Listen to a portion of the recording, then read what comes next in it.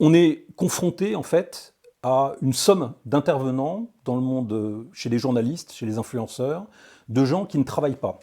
Qui ne travaillent pas, qui ne cherchent pas à savoir si ce qu'ils disent est vrai ou peu ou pas, qui ne cherchent pas à comprendre, qui veulent simplement dire ce qu'ils ont à dire.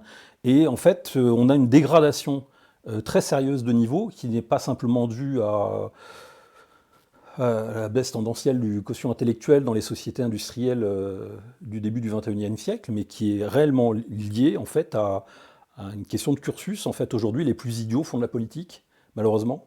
Les plus crétins font de la politique, les moins formés, les moins structurés, les moins intelligents font de la politique. Des politiques de premier plan, j'en ai rencontré, j'en connais quelques-uns, je vois comment ils travaillent. En fait, la vérité ne compte pas. Les faits ne comptent pas. La science ne compte pas. C'est quand elle leur retombe sur la gueule comme une réalité, je dirais, statistique, ou comme une réalité concrète sous la forme de résultats économiques, enfin de choses très... Voilà, c'est à ce moment-là que le réel, il découvre le réel.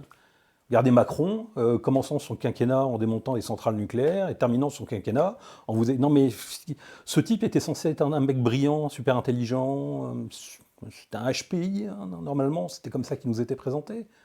Ce type est un crétin.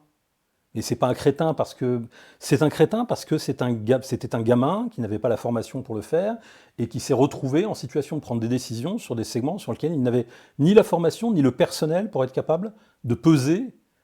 Bon, et on en est là.